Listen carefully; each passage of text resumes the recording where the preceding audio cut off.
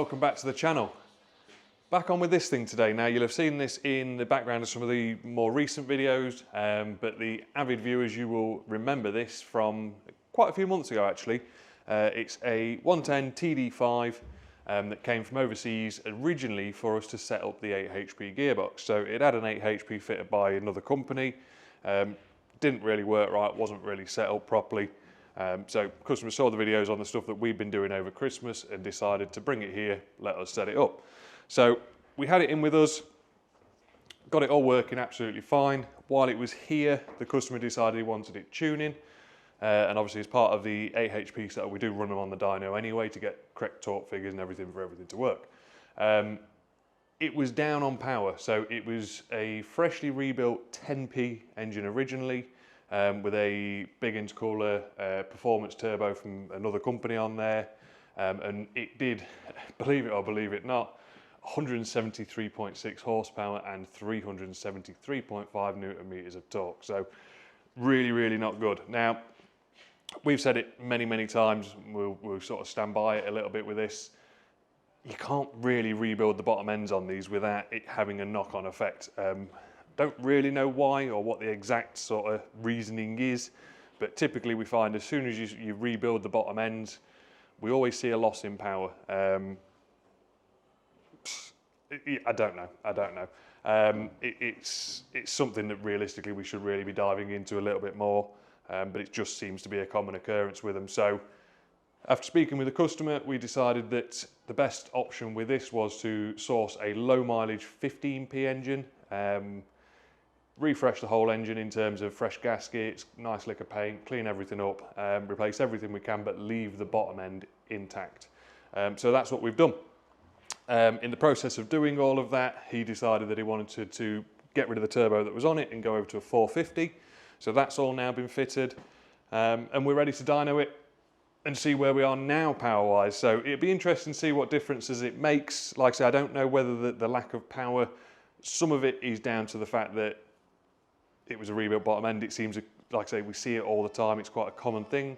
But then the other side of it is the turbo that was on it, although it was a performance turbo, was quite a sort of dated turbo that was on there as well. So again, that wouldn't have done monumental figures, but it should have done more than what it has done. So yeah, be an interesting one, this one.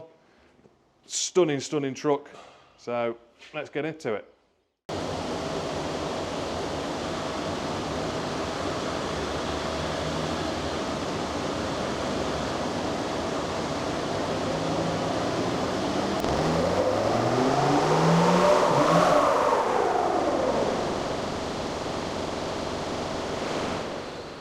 Right, so after that run, we're at 194.1 horsepower and 431 newton meters of torque.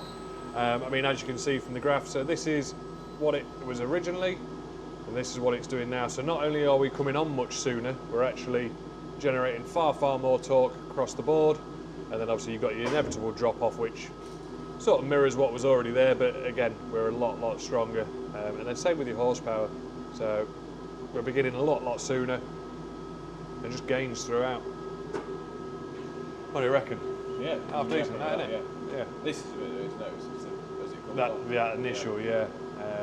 But yeah, just go down to sort of 1900 RPM. Obviously, we haven't pushed this one silly because of what country it's in.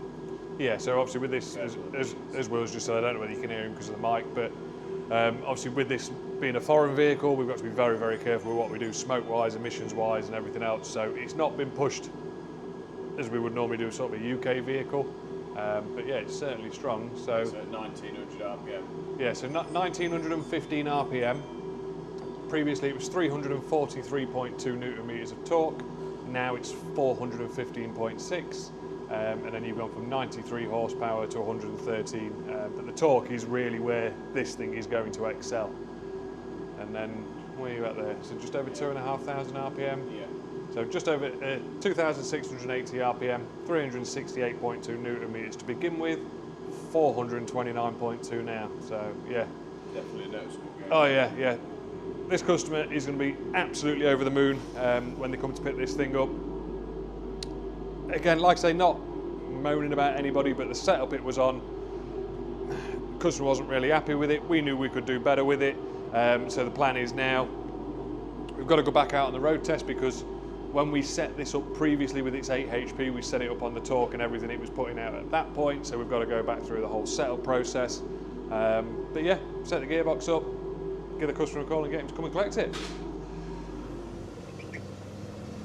Recording? Yeah. Right, so road test time. How different is it? I think we gained 60 horsepower, there or thereabouts, something like that, and around sort of 20-25 60 newtons, 60 yeah. newton meters, Yeah. and around 20-25 horsepower. Yeah, I think the downside to this, and this will actually become more apparent when I say it, so the setup that was on this was the same setup that was on that black one we put the 450 on. Yeah. And we said all along this seemed a little bit lazy. It did, yeah. Now, obviously with this having the 8HP in it, they can feel a little bit lazy if they've not given, we found that they work like a lot better. A lot of low down torque. With a lot of real sort of low down torque, as Will's just said. So this actually should feel, once you get your foot in it, far, far preppier. We have had to set the gearbox up again, obviously to let it know that it's got extra torque, and it sort of changed everything, so we've been through that process. It's changing really well. Really well, yeah. Yeah, really, totally, really well. Totally different drive. No abnormal noises from it, nothing that sort of shouldn't be there. Just feels so much more smoother. Yeah. And obviously, there's barely any smoke, whereas before, with the original turbo, it was having to really push it to get, what, 188 horsepower? It was something like 180 horsepower and 340 something newton meters, 350 something.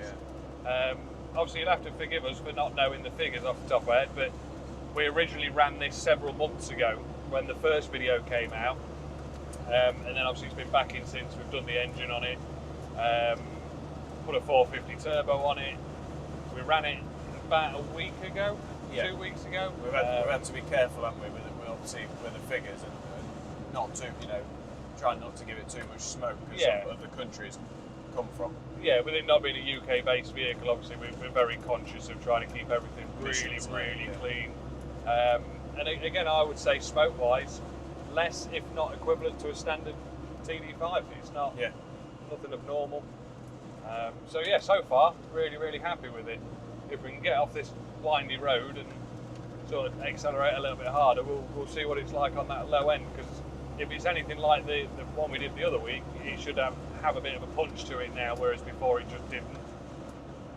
And you really had to go in the higher rev range. You had to work it. Yeah, it didn't go bad, but it went okay for a very short period.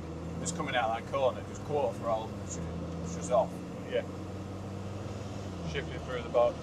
It's not lacking anything. No, just put your foot down, it goes.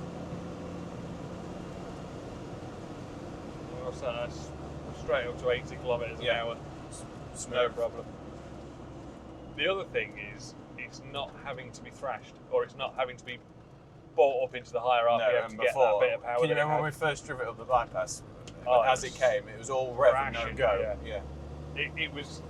The customer was having to upshift on the motorway, wasn't he, in 7th and 8th, because it physically couldn't get there. It was like a bad D2 auto. It was, yeah. All rev and no go. If you guys watching have ever driven a D2, you know that's bad. Yeah. Stop D2. Yeah. Right, we'll give it a little bit down the straight so it picks up. But it's a normal drive mode, eco. Yeah, you're not even in sport. Foot down. That's way better already. That's up to 80 kilometres an hour straight away. But it's got that punch. Yeah. It wants to go.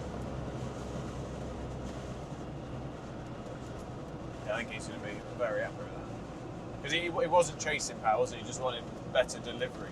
Yeah, it wanted that low down. Yeah. Sort of, being able to sort of a more modern drive. Yeah. Most modern diesels now, they're sort of there and they're ready to go from the off. And that's what this does.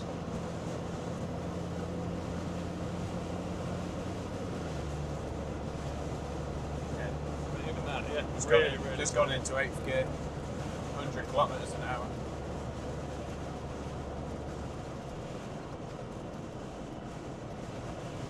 I think we've very impressed with that. Like I say, to say what it was like before. I mean, hopefully, if we can find the footage, if Gaz has got it, we'll insert a clip of the initial road test. Because as Will says, it would literally get up into C, and anything after that, the customer was physically having to manually shift it. It just didn't have the torque to push it. No.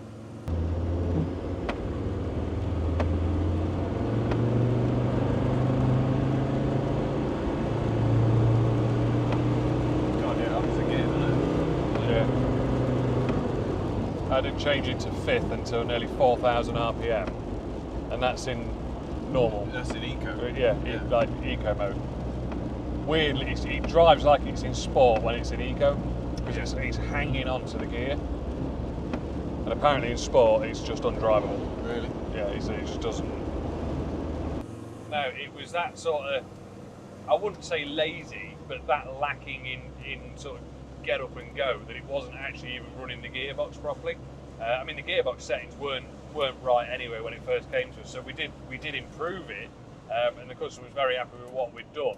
But when he was here, he sort of went out in our 110 and realised that actually the turbo he's got isn't giving what, it isn't doing what it should be doing.